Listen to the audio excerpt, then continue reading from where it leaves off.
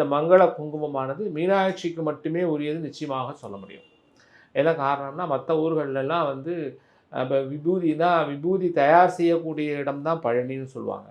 விபூதிக்கு அது ரொம்ப ஃபேமஸா அப்படின்னு கேட்டால், விபூதியில் கூட இங்கே தண்டாயுதபாணிக்கு அலங்காரம் செய்திருக்கலாம், அதனால கூட சொல்லியிருக்கலாம். ஆனாலும் விபூதி தயார் செய்யக்கூடிய இடம் பழனி. மதுரையில் வந்து தயார் பண்ணுறதுன்னு வராது, அது மீனாட்சிகிட்டேருந்து வர்ற குங்குமம்.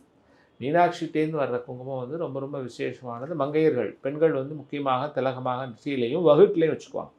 நம்ம ஆண்கள் வந்து நெற்றியில் மட்டும்தான் வச்சுக்குவோம். குங்குமத்தை எந்த விரலால் வைக்கிறோம் என்பதை பொறுத்தும் பலன்கள் மாறுபடும் என்கிறார்கள்.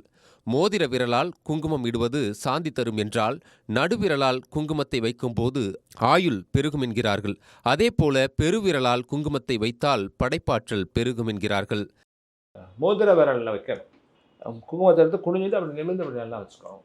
பொட்டா வச்சுக்கலாம், இல்லைன்னா திலகமாக அப்படி. நான் வந்து இப்போ ஒரு கோபி மாரி வச்சுருக்கேன். சில பேர் ரவுண்டாக வச்சுருப்பாங்க, சில பேர் மேலே அப்படி ஒரு கோடு மாதிரி ஹரிசாண்டலாக வச்சுக்குவாங்க.